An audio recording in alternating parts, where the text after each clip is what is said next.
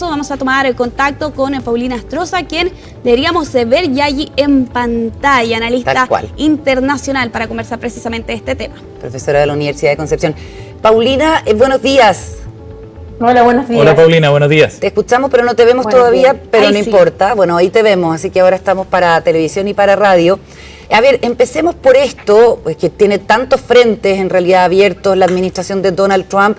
Por una parte, estas medidas de expulsión de personas, en este caso, que habían cometido delito, y esta situación de un juez que dice que quizá está incumpliendo un fallo. Y lo otro que hemos sabido en las últimas horas es que mañana va a tener una conversación telefónica con Vladimir Putin. ¿Cómo mirarías estos dos aspectos de política interna y de política global? Lo primero es que ambos son de política internacional, ¿eh? Es verdad. Porque cuando estamos hablando en el primer caso de medidas adoptadas, si bien en lo interno, tiene efectos en lo internacional, por lo tanto son de política internacional. Las personas que fueron deportadas en 2 aviones hacia El Salvador, el tema está ahí en que en Estados Unidos tienen normas internas en las cuales, en primer lugar, para poder deportar se requiere que haya pasado por un juez de migración, que este juez de migración haya estudiado el caso y que se trate de personas que hayan cometido delito. Y en este caso no está claro para nada, porque no hubo un juicio previo a ninguno de aquellos que deportaron, si realmente pertenecen al Tren del Agua, si realmente cometieron delitos. Incluso hay personas que están en situación regular en Estados Unidos y que están dentro de esta redada en la cual deportaron a las personas. Entonces, hay un problema interno de aplicación de norma, donde un juez federal, además, cuando los aviones habían ya despegado, dio la orden de que estos volvieran, a lo que no se cumplió, e incluso Bukele, en un tuit, burlándose, dice: uy, demasiado tarde, lo lamento. Aquí lo que hay es una subcontratación de cárceles, porque esto se está haciendo por pago de dinero. Claro. Estados Unidos paga por estas cárceles.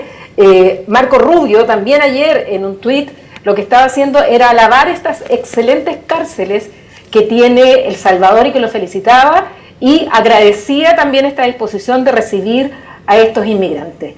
En segundo lugar, no es solo El Salvador. Se pensaba que el otro avión iba a Honduras, quien también ha ofrecido las cárceles, pero en el fondo es un negocio, porque ellos cobran por las cárceles. El negocio penitenciario. El presidente Trump dice: oye, más encima le estamos haciendo ahorrar a los contribuyentes estadounidenses al mandar a estas personas, porque nos sale más barato mandarlos a una cárcel en otro país. Ahí se está violando el derecho internacional claramente, se está violando el derecho interno de los Estados Unidos al no cumplir con estas medidas de este juez de instrucción, que además les había ordenado volver, y donde nuevamente vemos cómo la democracia en Estados Unidos se está viendo quebrajada, porque el presidente Trump utilizó una ley de 1798 que solo ha sido utilizada 3 veces.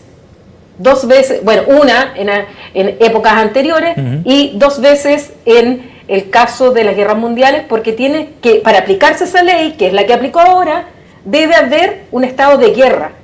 Y resulta que no está en guerra ni con Venezuela, ni con El Salvador, ni con otros países. Entonces hay una violación clara al derecho internacional en este caso.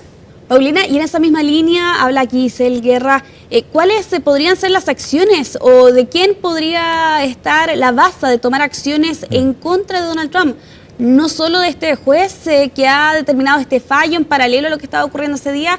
¿Consideras tú que hay algún grupo, organización que podría hacer frente a esta situación en Estados Unidos, o Trump va a tener la vía libre para seguir realizando este tipo de acciones? Este tema debiera llegar a la Corte Suprema, porque evidentemente hay una decisión ya de un juez federal que no fue acatada por el presidente de los Estados Unidos. Esto debiera llevar a las familias de estas personas o asociaciones de derechos humanos a la Corte Suprema y, en definitiva, pronunciarse la Corte Suprema. Ahora, sabemos que la mayoría de los miembros de la Corte Suprema son de corte conservador, 3 de ellos fueron nombrados por el presidente de los Estados Unidos, pero uno esperaría que en un Estado de Derecho es la separación de funciones, la separación de poderes, la Corte Suprema aplicara el derecho nacional y el derecho internacional y sancionara de alguna manera esta actitud, porque estaría violando el presidente de los Estados Unidos las propias normas internas. Yo recuerdo que Carolina me preguntó en una entrevista anterior si el presidente de los Estados Unidos podía o no podía violar la Constitución. Mi respuesta fue que ya la había violado el año 2022, el 6 de enero. Bueno, y ahora vemos cómo está violando las normas internas de los Estados Unidos y además aplicando leyes que no cumplen con el requisito ni siquiera de estar en guerra, que es lo que se exige para la expulsión de enemigos extranjeros.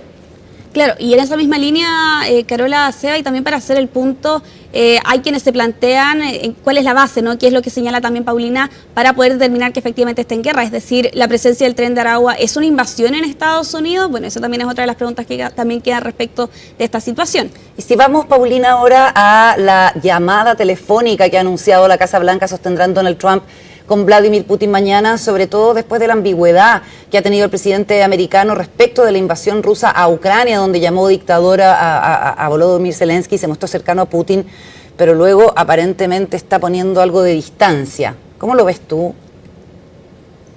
Mañana van a tener este llamado telefónico en el cual la Casa Blanca no ha querido decir sobre qué van a hablar, pero obviamente también en Estados Unidos hay filtraciones y las filtraciones han salido respecto a que los temas serían fundamentalmente respecto a territorio y también al tema del control de la central nuclear de Zaporizhia, dentro de otros temas. Ahora, yo quisiera aclarar que una cosa es el cese al fuego, que es lo que se está negociando, que es distinto a un acuerdo de paz, porque eso se confunde.